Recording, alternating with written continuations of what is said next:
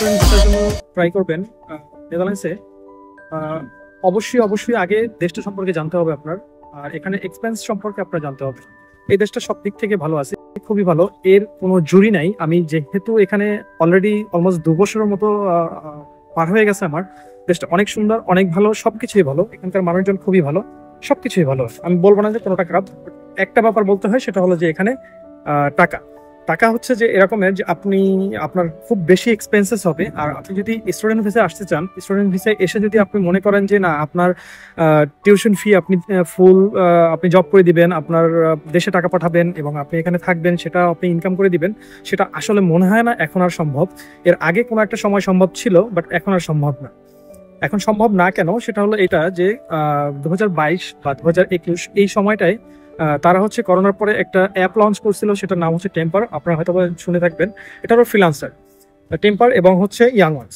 এই দুইটা অ্যাপে ইন্টারন্যাশনাল স্টুডেন্ট বলেন বা যে কেই বলেন না কেন, সবাই হচ্ছে এটা নিয়ে কাজ করতে পারতো। যে সেক্টর সেখানে গিয়ে কাজ করতো বা খুব ভালো একটা অ্যামাউন্ট পাইতো। সময় অনেক ভালো ছিল। 2023 এবং 2024-এর প্রথম এসে এই অ্যাপটা গভর্নমেন্ট বন্ধ করে দেয় ইন্টারন্যাশনাল স্টুডেন্টদের জন্য।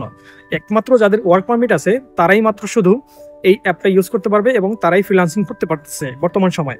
আর আপনি যদি স্টুডেন্ট হয়ে আসেন, আপনার যেটা হবে সেটা হলো যে আপনি শুধু 16 ঘন্টা ওয়ার্ক পারমিট পাবেন ইন এ উইক। আর তার ফুল মান্থলি যদি আমি হিসাব করি, সপ্তাহে যদি 2 দিন কাজ করেন আর মাসে যদি 8 দিন কাজ করেন, তাহলে আপনার অলমোস্ট 800 বা 850 ইউরোর মতো আপনার স্যালারি আসতে পারে। তো এই 850 ইউরো দিয়ে আসলে আপনার কিছুই হবে না। যেখানে আপনার যদি আপনি সিঙ্গেল হন, ছেলে অথবা মেয়ে, আপনার একটা বাসা নিতে হবে। বাসা আমি পরে যাচ্ছি, শুধু একটা সিট নিতে হবে 3টা পেমেন্ট করে। একটা হচ্ছে মাকলার ফি, একটা হলো অ্যাডভান্স, আর একটা হচ্ছে রানিং মাসের ভাড়া। আর এটা হচ্ছে মিনিমাম, যদি আপনি একটা সিট নিতে যান তাহলে আপনার মিনিমাম 500 ইউরো আপনার পার মান্থলি দিতে হবে। এটা হচ্ছে রেজিস্ট্রেশন ছাড়া। যেহেতু আপনি চিন্তা করতেছেন যে নেদারল্যান্ডসে আসবেন, অবশ্যই রেজিস্ট্রেশনের ব্যাপারটা আপনি জানেন। হাউস রেজিস্ট্রেশন, আপনার যেখানে থাকবেন সেখানে আপনার একটা অ্যাড্রেস থাকতে হবে। তো সেই ক্ষেত্রে এই অ্যাড্রেস যদি আমি সাথে নেই, তাহলে আমার আরো 150 টাকা যাবে। আর 150 আর হচ্ছে এখানে 500, তো তাহলে অলমোস্ট আমার 650। আর আমি বাকি যে টাকাটা থাকবে সেটা আপনি আপনার পকেট খরচ বলেন অথবা আপনার গ্রোসারি বিল বলেন, সেটা যে কোনো একটা আপনার চলে যাবে।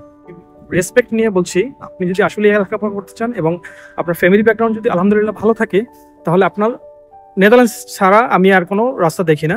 এখানে আপনারা আসতে পারেন, এখানে অনেক ভালো একটা ফিউচার। যদি আপনি লেখাপড়া শেষ করতে পারেন, আলহামদুলিল্লাহ আপনি অনেক ভালো করতে পারবেন।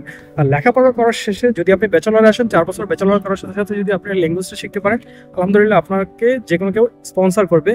আর যদি মাস্টার্স করেন, যদি একটু ডিফিকাল্ট, বাট আপনার ল্যাঙ্গুয়েজটা যদি আপনি জানেন, তাহলে সহজেই আপনি স্পন্সর জব পাবেন। আর স্পন্সর জব পাওয়া মানেই হচ্ছে আপনার এখানে সেটেলমেন্ট, সবকিছুই কমপ্লিট, আলহামদুলিল্লাহ কোনো আর সমস্যা নেই। তো এই ছিল আজকে আমার ছোট একটা ভিডিও, ছোট কিছু ইনফরমেশন। ইনশাল্লাহ আমি আরও ইনফরমেশন দিব। আপনাদের যদি কোনো ইনফরমেশন প্রয়োজন মনে করেন, অবশ্যই মন্তব্য করবেন। আল্লাহ হাফেজ।